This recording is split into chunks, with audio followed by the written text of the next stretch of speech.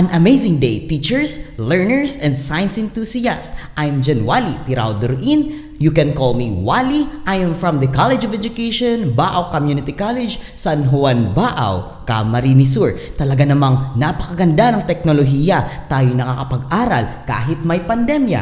Bangon! Gamit ang edukasyon. This is Chemistry, Biochemistry, and for this lesson, we, the Group 1, will discuss to you the carbohydrate with the subtopic of monosaccharide to be discussed by yours truly, the cyclic structure of monosaccharide to be discussed to us by Miss Jenin Padayao, the characteristic reactions of monosaccharide by Miss Aia May Abion, the disaccharide and oligosaccharide by Miss Magdalene Baydal, the polysaccharide to be given to us by Miss Anjella Baal, and lastly, the acidic polysaccharide to be discussed to us by Mr. Weyne Pajo. And now, I will give to you our objective for my given report. Number 1, to have a knowledge on carbohydrates, and number 2, to know what is monosaccharide. Before I give to you the lesson proper, let us check first your stock knowledge about the lesson. Just choose the letter of the correct answer.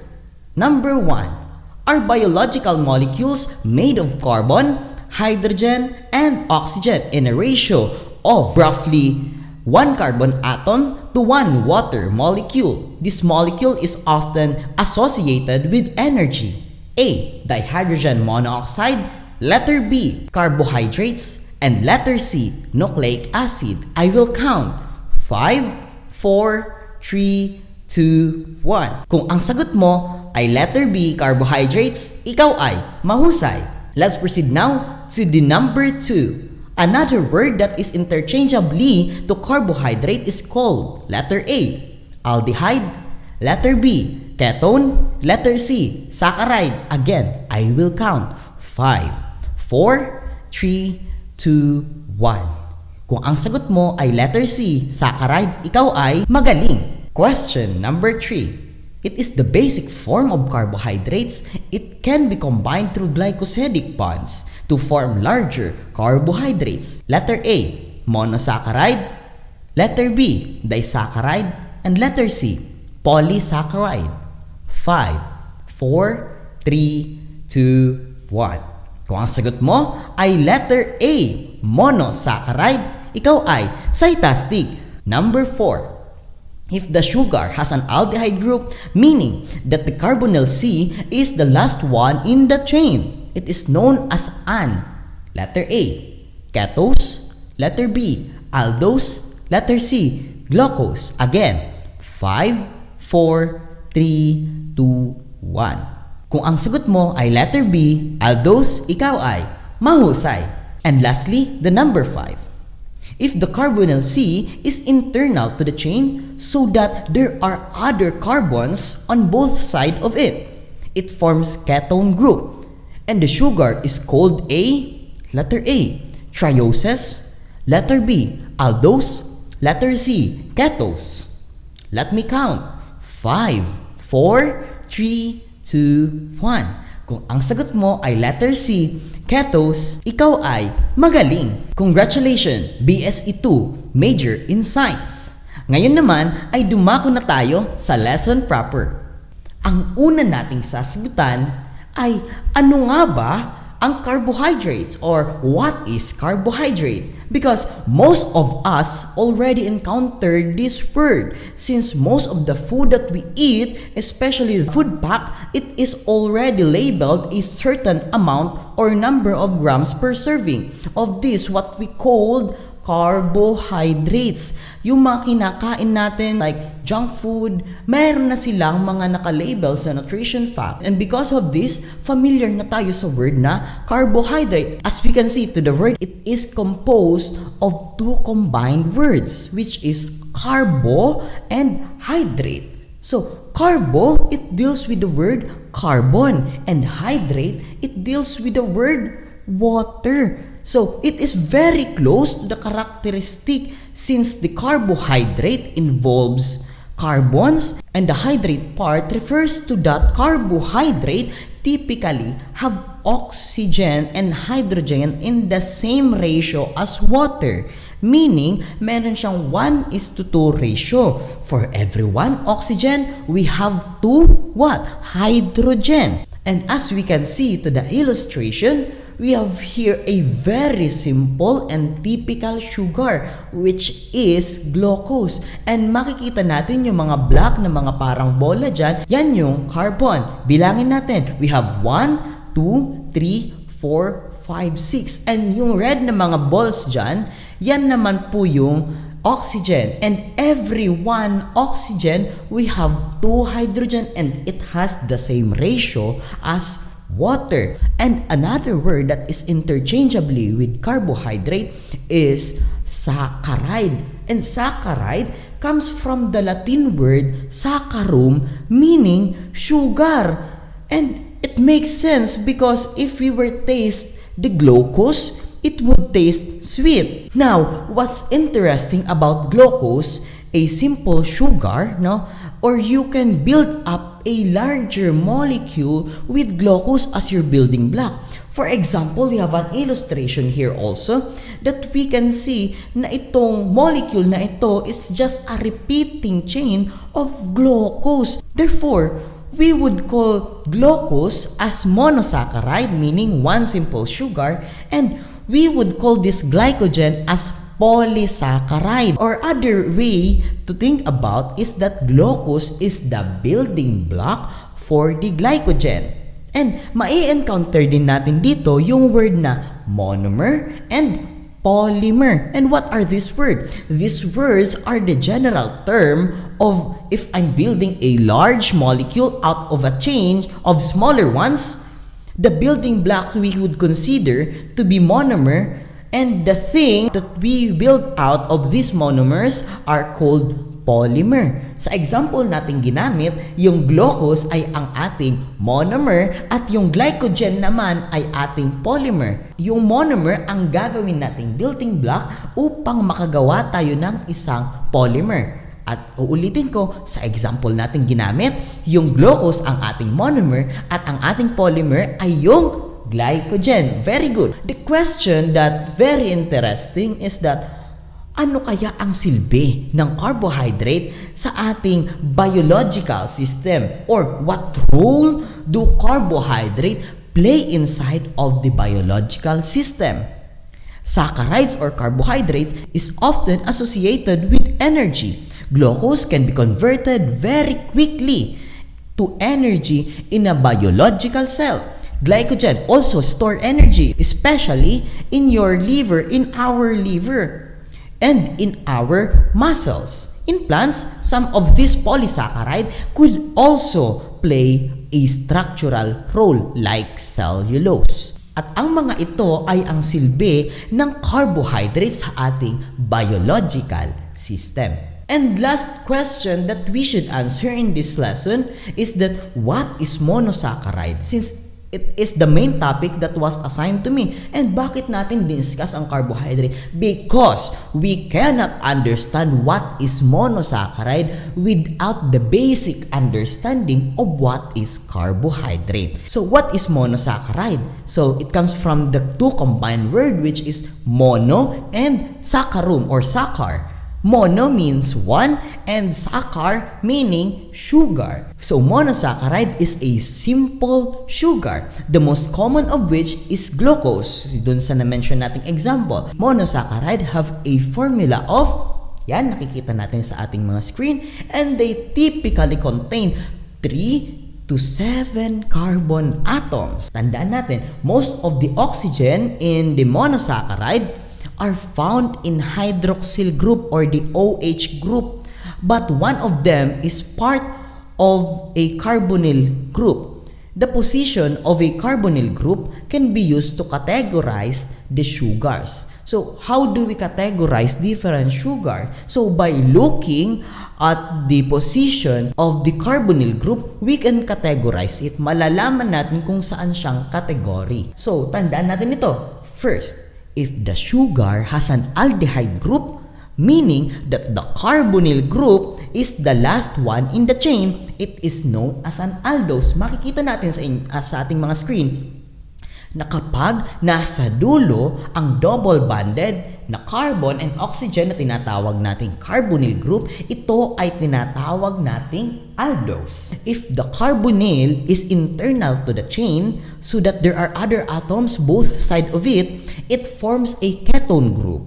And the sugar is called ketose. At makikita naman natin sa ating mga screen ngayon na kapag yung carbonyl nasa internal ng chain, gumagawa siya ng ketone group. The sugar is called ketose. Makikita natin yan sa ating mga screen na nasa pagitan ng dalawang carbon, yung ketone group. Pangatlo namang tatandaan natin, sugar are also named according to their number of carbons. We have trioses, we have pentoses, and we have hexoses. No, trioses meaning 3, we have 3 carbons, we have pentoses, we have 5 carbon, we have 6 carbon, which is hexoses. So, let us review our learnings for today's discussion. Tandaan natin, carbohydrates are biological molecules made of carbon, hydrogen, and oxygen in a ratio of roughly 1 carbon atom to 1 water molecule. This composition gives carbohydrate their name. So, they are made up of carbon, no? They are made up of carbon, kaya meron tayong salitang carbo, and plus water, we have hydrate. So, carbohydrate. Carbohydrate chains come in different lengths, and biologically important carbohydrates belong to 3 categories. We have monosaccharide, disaccharide, and polysaccharide. And disaccharides and polysaccharide will discuss by the next reporter. Tandaan rin natin, a monosaccharide is the basic form of carbohydrates. Monosaccharide can be combined through glycosidic bonds. Ayon. Letter D, if the sugar has an aldehyde group, meaning that the carbonyl is the last one in the chain, it is known as what? Aldose. Very good. Letter E, if the carbonyl C is internal to the chain, so that there are other carbons on both sides of it, it forms what? Ketose. Ayon, natatandaan ninyo. And letter F, what is monosaccharide? It is a simple sugar, can be classified according to the number of carbon atoms they contain. Some of the most common types of we have trioses, we have pentoses, and we have hexoses. And sa inyong mga screen, makikita din natin dyan ang mga generic names ng mga monosaccharide which contains from 3 to 9 carbons. We have trioses, we have tetroses, pentoses, we have hexoses, heptoses, and nonoses. Thank you very much, science learners, teachers, and science enthusiasts. I'm Wally Doroin from the College of Education, Baal Community College, San Juan, Baal, Camarines Sur. Sana ay mayroon akong naitulong sa pagpalawak ng inyong mga kaalaman. Bangon gamit ang edukasyon. Maraming salamat. Good day, everyone. My name is Jenin Padayao, and I'll be the one to discuss the cyclic structure of monosaccharides. Before we start our discussion, let me first give to you the learning objectives. By the end of the discussion, you will be able to clearly understand the cyclic structure of monosaccharide. Second, define what is the meaning of anomers and describe how they form. And third, explain what is meant by multirotation. As you can see in the picture, so far, we represented monosaccharide as a linear model. Pero karamihan sa monosaccharides ay in a cyclic structure. It's because most of monosaccharides po ay mayroong 5 or more carbon atoms.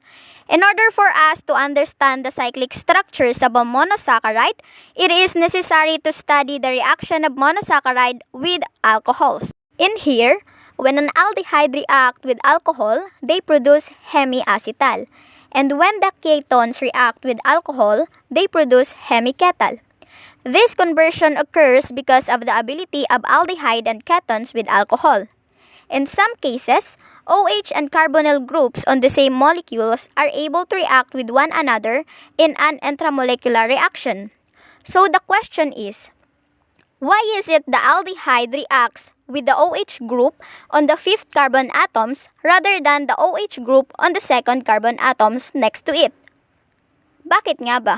Naalala niyo pa po ba na ang cyclic alkenes or cycloalkenes ay mayroong 5 or 6 carbon atoms sa kanilang rings? That's why they are stable. Parehas lang po when it comes to monosaccharides that form cyclic structures because they consist 5 or 6 carbon atoms and yun ang pinaka-stable. Therefore, in short, kaya sa 5th carbon atom nag-react ang aldehyde with the OH group, it's because it is the stable one. Yung picture po na makikita nyo sa side is the cyclization of the glucose, wherein it is represented with a Fischer projection and also with 3-dimensionally. By reacting the OH group on the 5th carbon atom with the aldehyde group, then the cyclic monosaccharide produce. Kapag ang isang straight-chain monosaccharide form a cyclic structure, the carbonyl oxygen atom ay maaaring ma-push either sa taas or sa baba, giving rise to these two stereoisomers. Ano nga ba ang stereoisomers na to? The stereoisomers of a cyclic monosaccharide is also known as the anomers. As you can see in the picture, they are differ from one another. Yung isa is nasa baba ang OH group, while yung isa ay nasa taas. Okay, once the OH group on the first carbon atom projected downward, it is an alpha anomers. And kapag naman ang OH group on the first carbon atom pointed upward, then it is the beta anomer. Let's come now to the comparison of glucose. It is possible to obtain a sample of crystalline glucose kung saan lahat ng molecules ay mayroong alpha structure or beta structure. The alpha form melts at 146 degrees Celsius and has a specific rotation of positive 112 degrees, while the beta form melts at 150 degrees Celsius and has a specific rotation of positive 18.7 degrees. You can start with a pure crystalline sample of a glucose which consists of either anomer, but then once the molecule dissolve in water, they open to form a carbonyl group and then reclose to form either the alpha or the beta anomer. The picture shows an aqueous solution wherein monosaccharides exist as an equilibrium mixture of three forms. This interconversion between the forms is known as multirotation. Now, what is multirotation? A multirotation comes from the Latin mutare, meaning to change. A multirotation is the opening and closing repeats continuously in an ongoing interconversion between anomeric forms. So, yung multirotation daw po is the ongoing interconversion between the anomers of a particular carbohydrate wherein it form an equilibrium mixture. Sa ating equilibrium mixture, it consists of 36% alpha-D-glucose, 64% beta-D-glucose, and less than 0.02% of open-chain aldehyde form. The observed rotation of this solution is positive 52.7 degrees. Did you know that a common way of representing the cyclic structure of monosaccharide is the Howard projection, wherein it is named after the English chemist Sir Walter N. Howard, and his projection won a Nobel Prize for Chemistry year 1937. In Howard projection, a 5 or 6 membered of cyclic hemiacetal is represented as pentagon or hexagon, kung saan ang 6-membered hemiacetal ring is indicated as a pyran or pyranose, while 5-membered hemiacetal ring is indicated as furan or furanose. That would be all for our discussion. Hope you learned a lot about cyclic monosaccharides. Thank you and God bless everyone. Objectives. Define what are the characteristics of monosaccharides. Identify what are the characteristics of monosaccharides. Characteristic of monosaccharides: ester and ether formation, glycoside formation, biological ester formation, phosphorylation, oxidation, reduction, and chain shortening and lengthening wall degradation. Ester and ether formation: the formation of ester in ether is quite straightforward and should not require further clarification. Note, the glycosides are in fact acetals and the glycoside formation is therefore analogous to formation. The hydroxyl group of monosaccharides are often converted to ester or ether group to increase solubility in organic solvents. Also, the conversion allows the sugar to be easily purified and crystallized. Ester in ether formation, monosaccharides contain both alcohol and carbonyl functional groups. This allows monosaccharides to undergo many of the reactions typically for this functional group. In particular, alcohol can be converted to ester, converted to ether, converted to acetals, or oxidized. Carbonyl can be reactive with nucleophiles, be reduced to form alcohols, or be oxidized to form carboxylic acids. The OH group on a monosaccharide can be readily converted to ester in ethers. Esterification can be done with an acid section 21.4 or acid anhydride section 21.5 in the presence of the base. During reaction, all of the OH group are converted to esters. The monosaccharides, the glucopyranose, can be converted to the pentacetate through reaction with acetic anhydride. Treatment of carbohydrates with an alcohalide by Williamson ester synthesis. Section 18.2 leads to the formation of ethers. The strongly basic condition typically for the Williamson ether synthesis can degrade some sugar molecules. Instead, milder bases of silver oxide are used to provide ethers in high yields. The monosaccharides, the glucopyranose, can be converted to pentamethyl ether through reaction with iodomethane. Glycosides formation. Reacting a hemiacetal with an alcohol and an acid catalyst produce an acetal, which the anomeric hydroxide has been replaced by an ether group. Glycoside formation. Monosaccharide acetal derivative form when a monosaccharide react with an alcohol in the presence of an acid catalyst are called glycosides. This reaction is illustrated for glucose and methanol in the diagram below. In naming of glycosides, the OC suffix "oside" and the alcohol group name is placed first, as is generally true for most acetals. Glycoside formation involves the loss of equivalent of water. The dietary product is stable to base and alkaline oxidants such as Tollens reagent. Since acid catalyzed aldolization is reversible, glucosides may be hydrolyzed back to their alcohol and sugar components by aqueous acid.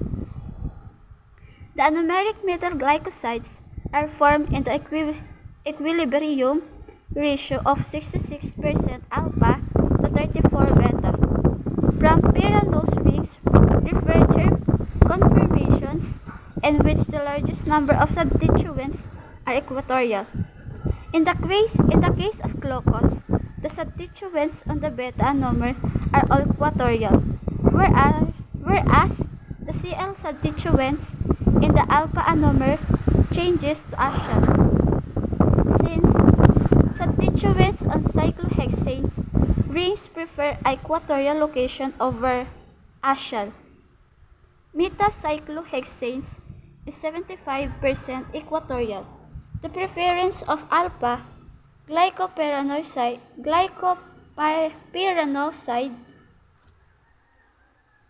formation is unexpected and is referred to as the anomeric glycoside about in biological system. By attaching a sugar moiety to a lipid or benzonoid structure, the solubility and other properties of the compound may be changed substantially because of the important modifying influence of such derivatization. Numerous enzyme systems known as glycosidases have evolved for the attachment and removal of sugars component of a natural glucosides as the glycon and the alcohol components as the glycon.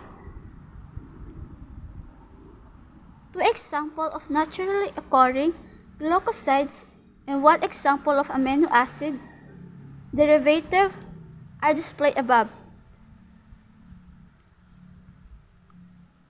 Salicin, one of the oldest herbal remedies known, was the model for synthetic analgesic aspirin.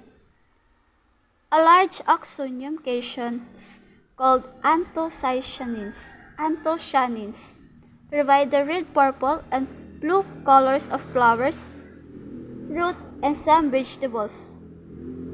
Peonine is one example of this class of natural pigments, which exhibit a pronounced pH color dependence. The oxonium moiety is only stable and for in acidic environments. The color changes and disappears when base is added. The complex changes that occur when wine is fermented and stored are in part associated with alkaloids and anthocyanins. Finally, rules in biological phosphorylating agents, coenzymes, and informations transferred in biological ester formation. Recall that almost biomolecules are charged species, which 1. Keeps them water soluble and 2. Prevents from diffusing across lipid bilayer membranes. Although many biomolecules are ionized by virtue of negatively charged carboxylate and positively charged amino groups, the most common ionic group is biologically important organic compound is phosphate. Thus, the phosphorylation of alcohol group is a critical metabolic step. In alcohol phosphorylations, ATP is almost always the phosphate donor, and the mechanism is very consistent. The alcohol oxygen act as a nucleophile, attacking the gamma phosphorus of ATP and expelling ADP. Look again, for example, at the glucose kinase reaction that we first saw in reduction. Sodium borohydride reduction of an aldose makes the ends of the resulting aldehyde chain identical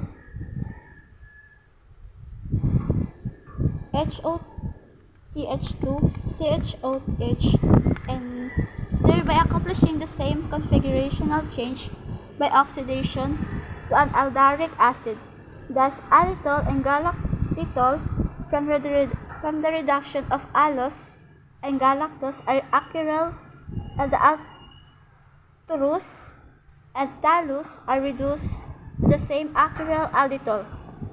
A summary of these reactions and derivative nomen summary glacier is given in the following table. Yes.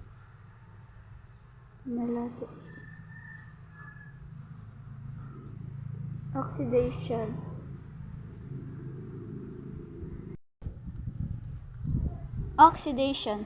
As noted above, sugar may be classified as a reducing or non-reducing based on their reactivity with Tollens, Benedict, or Fehling reagents. If a sugar is oxidized by these reagents, it is called reducing since the oxidant Ag plus or Cu2 is reduced in the reaction as evidenced by the formation of a silver mirror or participation of cuprous oxide.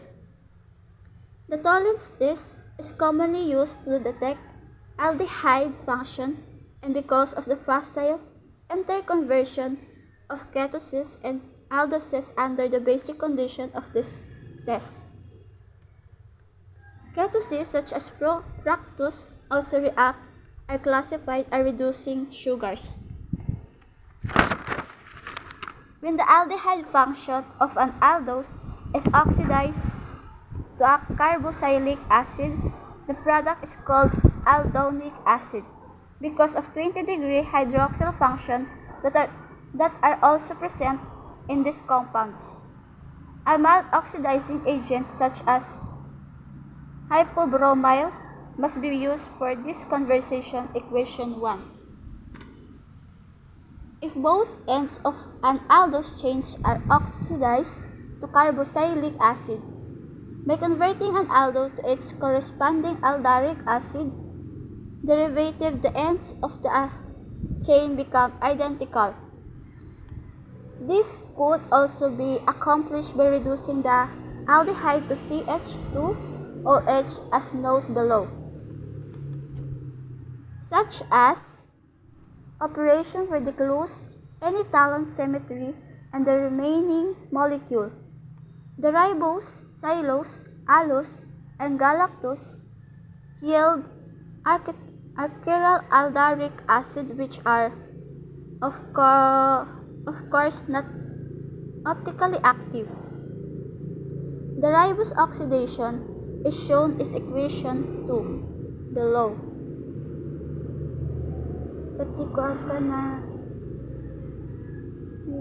Other aldose sugars may give identical chiral aldaric acid products, implying ionic configuration relationship.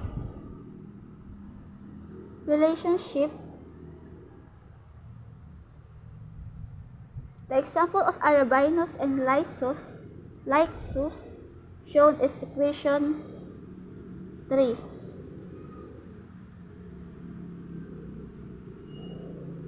Equation 3. Above illustrate this result. Remember, a Fisher projection formula may be rotated by 180 degrees in the plane of projection without changing its configuration. Reduction. Sodium borohydride reduction of an aldose makes the ends of the resulting alditol chain identical HOCH2, CHOH, and thereby accomplishing the same configurational change by oxidation to an aldaric acid. Thus, alditol and galactitol from the reduction of allose and galactose are achiral, and the alterose and tallose are reduced to the same achiral alditol. A summary of these reactions and derivative nomen summary glacier is given in the following table. Yes.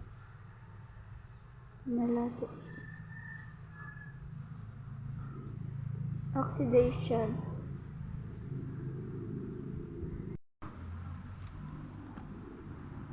Chain shortening and lightening wall degradation.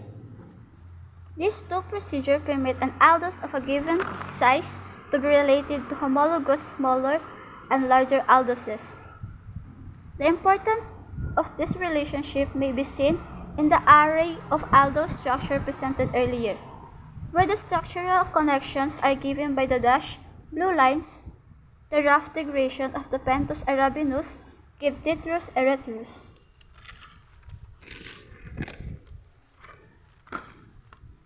Working in the opposite direction, a Killian-Fisher synthesis applied to arabinose gives a mixture of glaucose and mannose. An alternative chain shortening procedure known as wall degradation is essentially the reverse of Killian-Fischer synthesis.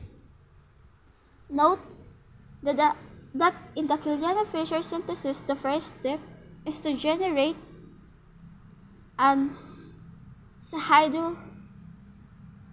a cyanohydrine intermediate, which then has its nitrile group hydrolyzed to carboxylic acid from the acyclic ester lactone is formed and reduced to the final product spiners.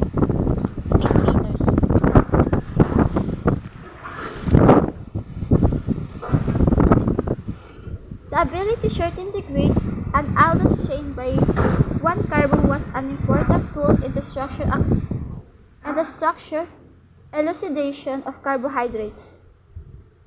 This was commonly accomplished by the draft procedure, known as the Wolff integration, has also been used.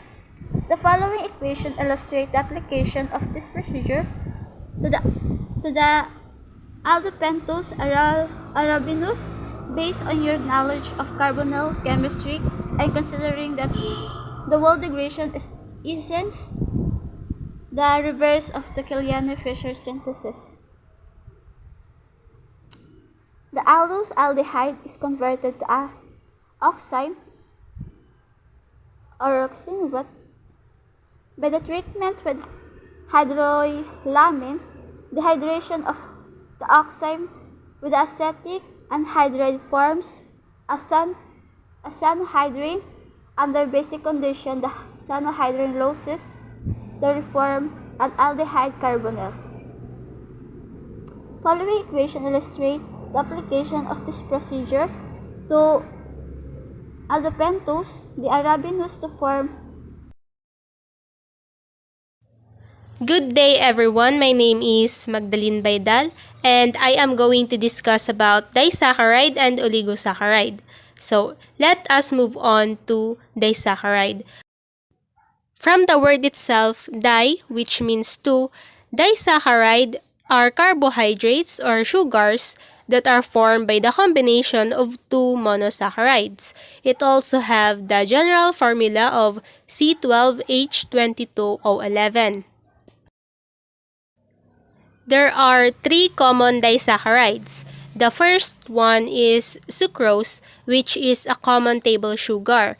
This saccharide is commonly used as a sweetener, and it is formed by the combination of glucose and fructose. And the second one is lactose or milk sugar. It is a disaccharide found in milk, and it consists of glucose and galactose. And lastly, the maltose. It is a reducing sugar that is formed by joining two glucose molecules. As you can observe in the picture, it is the structure of sucrose, lactose, and maltose. The first one is the sucrose, which is composed of glucose and fructose. The glucose is the 6-membered ring and the fructose is the 5-membered ring.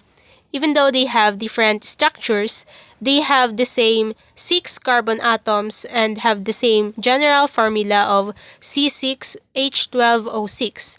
So, the enzyme of sucrose is sucrase, and it is extracted from plants like sugarcane and sugar beet, and it is a sweetening agent in food and beverages. The next one is the lactose, which is composed of galactose and glucose, and it is naturally produced and present in the milk of mammals, and a nutrient source for infants. So if you are familiar with lactum, which is very close to lactose, it is natural in milk, and it can be converted to lactic acid by microorganisms such as lactobacilli, which is used in the food industry of dairy products. For example, a yogurt and cheese. A popular brand like Yakult also have the component of lactobacillus. Okay, for the next one is the maltose, which is composed of glucose and glucose. It is a malt sugar and commercially used as a sweetener and a nutrient in infant feeding and bacteriological culture media. It is also used in pastries.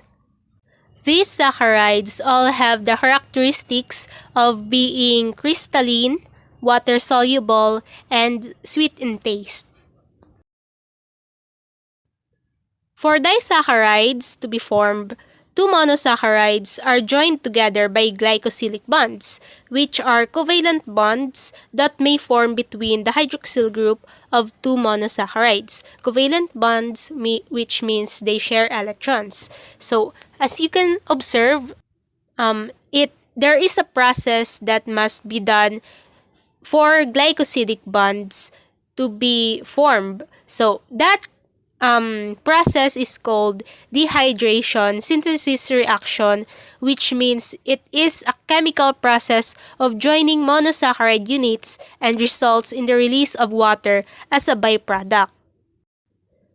As you can observe in the picture, the OH and H in red font are going to join together to form H2O, which is the water that we will lose in the process of creating the sucrose. It is the essence of the dehydration synthesis reaction, which the dehydration means we are losing water, and the synthesis is building something out of the two monomers. The opposite of this process is called hydrolysis.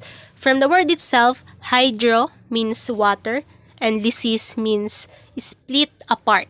So, water will be the main component that will be added in the process for the disaccharide to be reverted back into its monomeric monosaccharide component with the help of the enzyme disaccharides. So, when we hear the word which ends with ase, like sucrase, lactase, maltase, it means it is the enzymes. When we hear the OSE sound, like sucrose, lactose, and maltose, we are dealing with carbohydrates. Now let's move on to the classifications of disaccharide.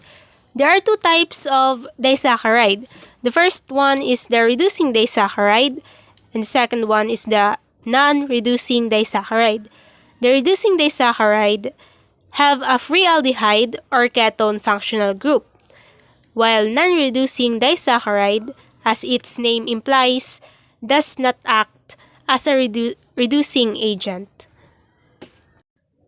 The function of reducing disaccharide or reducing sugar impart several effects in baked goods. It is a sweetening, tenderizing, and it improves shelf life. It also affects the color and flavor of the food. An example of this is the lactose, which is formed by the beta 1,2,4 glycosidic bond. In the previous lesson, it is mentioned that it is an alpha if the OH group on the first carbon atom is pointed downward. And if it is pointed upward, it is a beta. So, as you can see, it is a beta 1,2,4 glycosidic bond of galactose and glucose. It has the reducing properties as there is a free aldehyde group on the glucose. The next one is the maltose, which is bonded by the alpha 1,2,4 glycosidic bond. It is an alpha because it is both pointed downward as they have the same two molecules of glucose. And it has the reducing properties as the second glucose still has a free aldehyde group. While the sucrose has no reducing properties, the glucose and fructose are bonded by the alpha 1,2,2 glycosidic bond, and there are no free aldehyde or ketone group in the structure.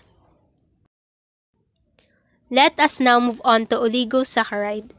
It is a carbohydrate comprised of few saccharides, about 2 to 10 monosaccharide units, and thus it is smaller than a polysaccharide.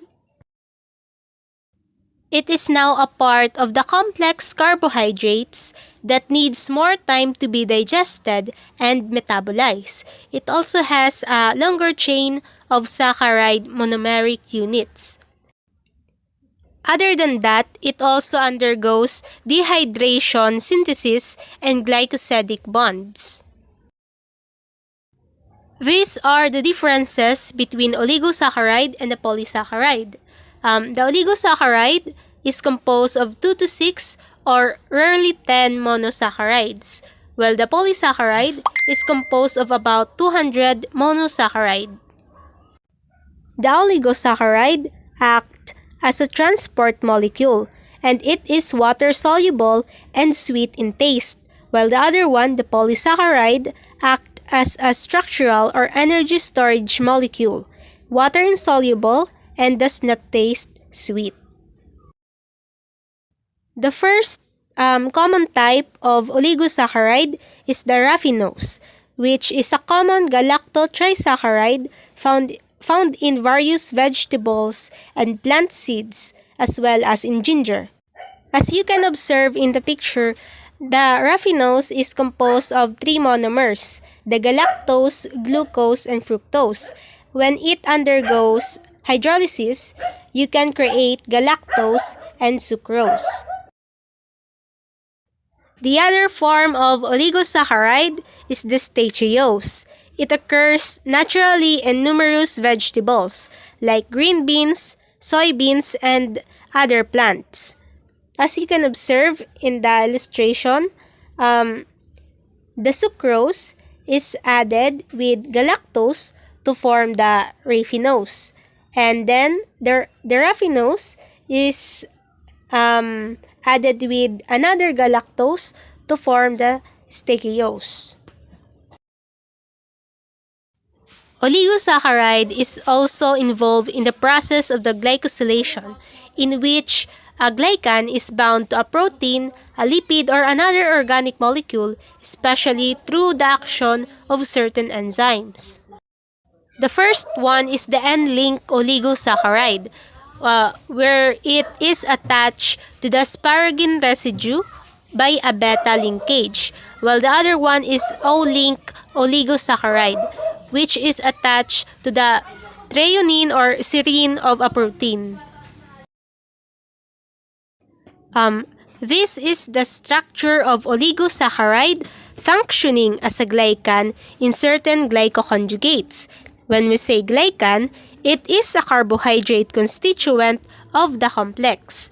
By glycoconjugates, these are carbohydrates that are covalently linked to another biomolecule via glycosylation. And that is all for disaccharide and oligosaccharide.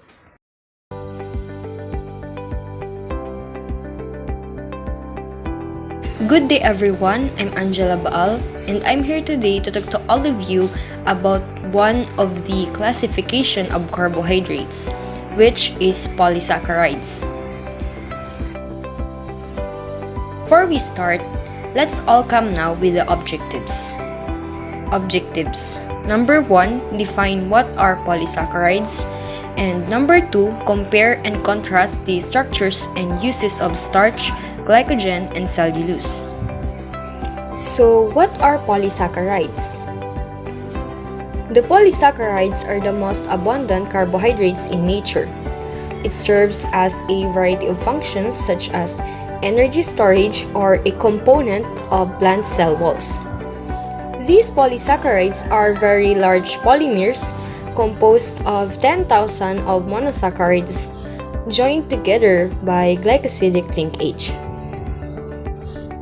The polysaccharides represent a large group of complex carbohydrates which are condensation products of undetermined numbers of sugar molecules. The various subgroups are rather ill-defined and there is a lack of agreement on this classification.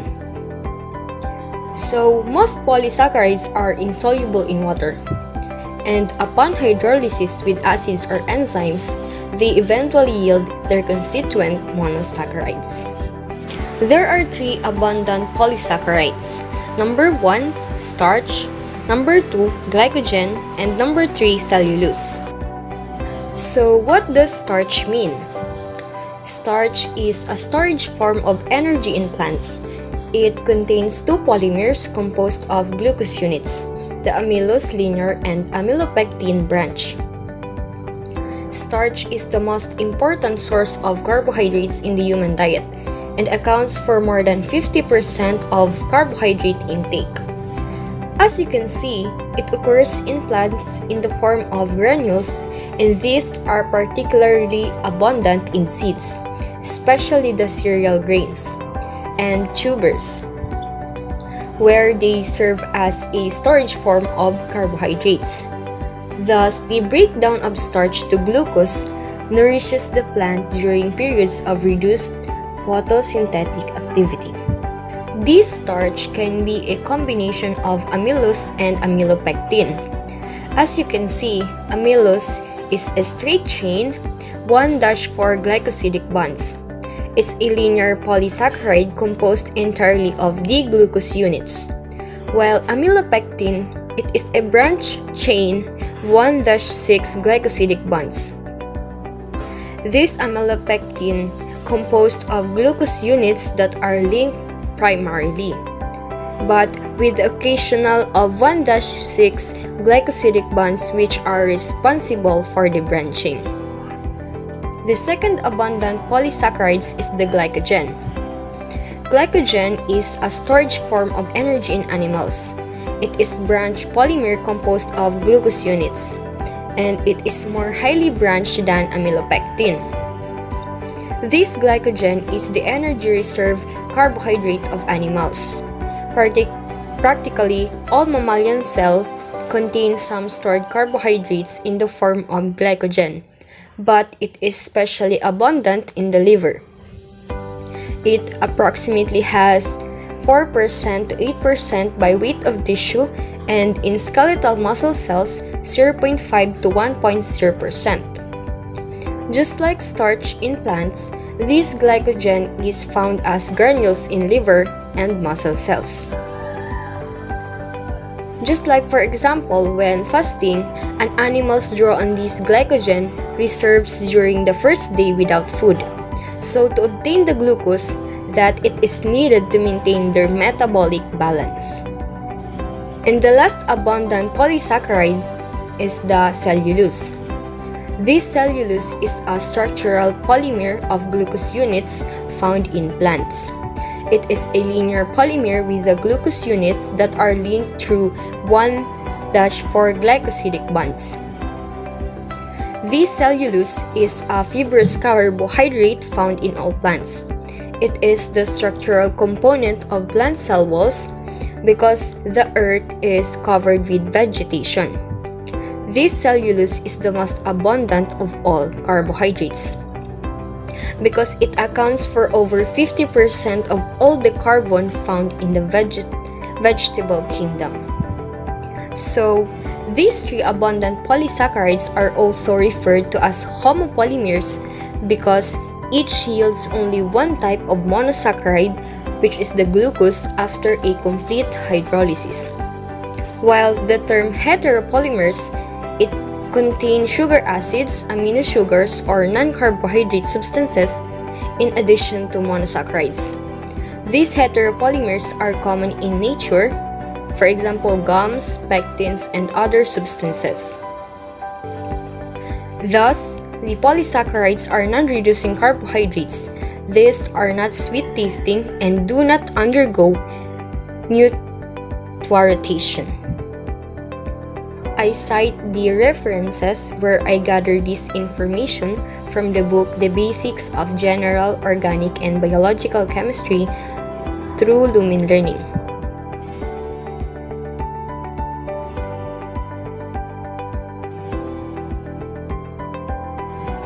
What are polysaccharide and its types? A polysaccharide is formed when many monosaccharide molecules join together.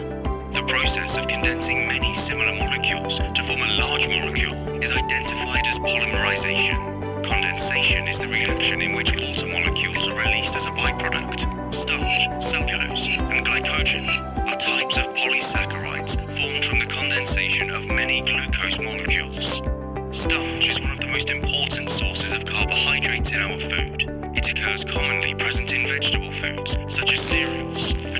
glucose, etc. However, starch is not formed or stored by animals. Starch is made up of a very large number of glucose molecules condensed together to form chains of glucose units. These chains are a composition of straight and branch chains. The glucose units are linked by bridges or chemical bonds, which may contain as many as 200 glucose units. Cellulose is a type of carbohydrate that makes up cell walls of plants. It is similar to starch, as it consists of glucose units linked together to form straight chains. Humans cannot digest cellulose, but it forms the bulk of undigested matter, usually consists of fiber. This fiber is important to the proper functioning of the large intestine. Glycogen is sometimes referred to as animal starch. It is a stored form of carbohydrate in animals and also in fungi. In mammals, it is stored mainly in the liver and in the muscles. It is formed when numerous glucose molecules condense to form highly branched chains of glucose units. Glycogen and starch are suitable as storage materials due to many reasons. Some of these are because they are large and insoluble in water, so they do not change osmotic pressure in the cells. Due to their large size, they are unable to diffuse through the cell membrane and can easily be hydrolyzed when needed.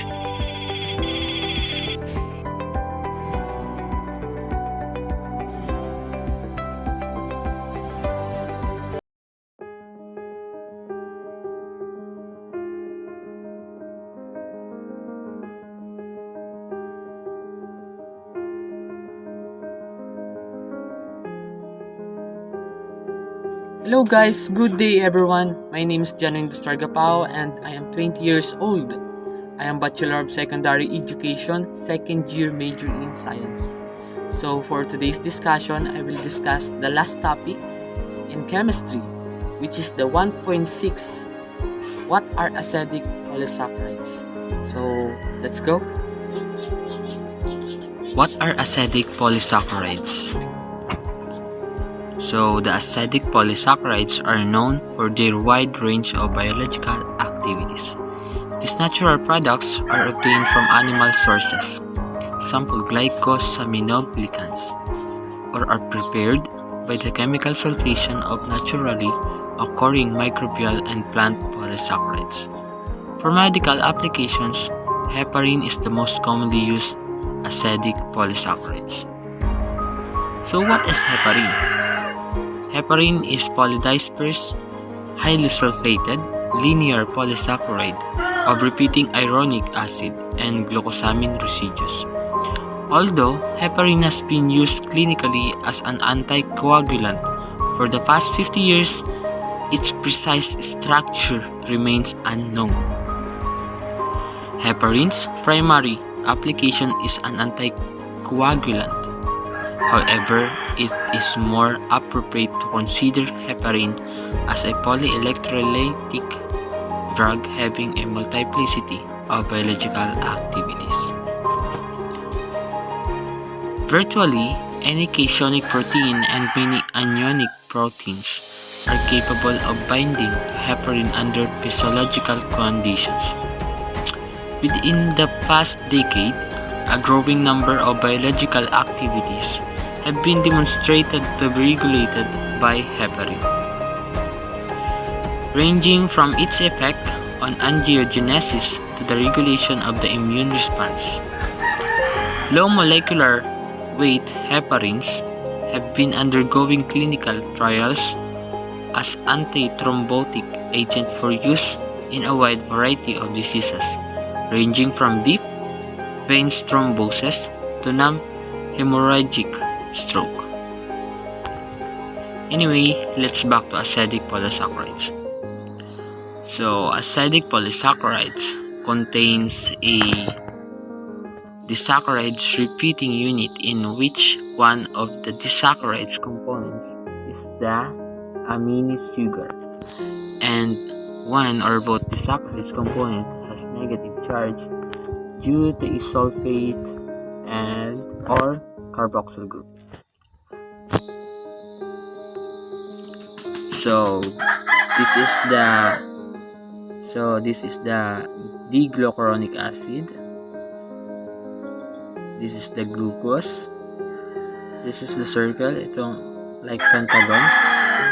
this is the glucose, and this is the carboxyl group. So the next feature, this is the diglucuronate. This like contagon. This is the diglucuronate acid. Diglucuronate. So this is the acid version of diglucuronate. Ito pong COOH. Ito pong COOH.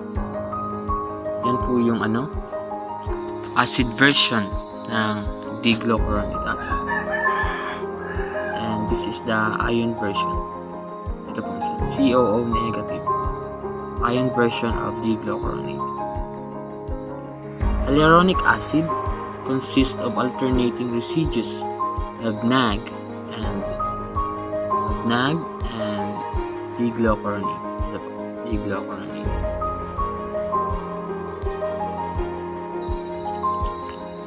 So it contains alternating pattern of beta 1,3 and beta 1,4 linkages, about 50,000 disaccharides units per chain. So the second octagon, this is the NNCL glucosamine. Ito pong second octagon, tinatawag po siyang NNCL glucosamine. And this is the first octagon called diglucuronate. Tinatawag po siyang diglucuronate. So this is the beta 1,3 and this is the beta 1,4. So ang pagkakaiba po nilang dalawa, yung beta 1,3 direkto sa and diretso po sa paloob. And ito naman pong beta 1,4 parang sigsag lang. Yan po yung pagkakaiba. And also beta 1,3 and beta 1,4 alternating lang po yung dalawa. Yung diglucuronate and NNCL glucosamine.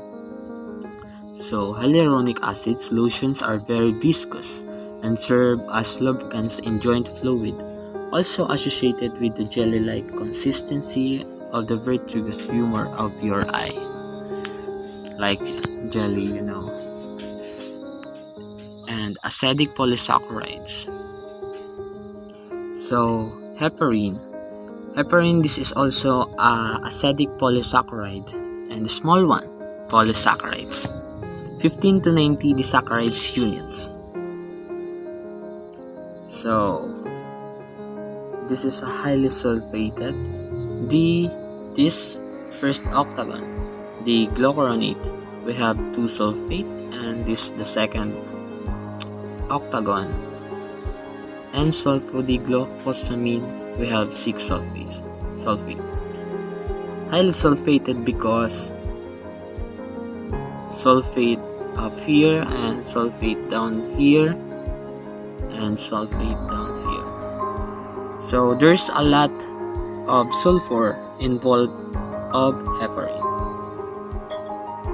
So blood anticoagulant. And in the middle, this letter O, which is called the alpha 1,4, joined in this diglucuronate sulfate, 2 sulfate, and sulfodiglucosamine, 6 sulfates. So that's all for today, and thank you so much. I hope you understand a lot with this topic. Thank you.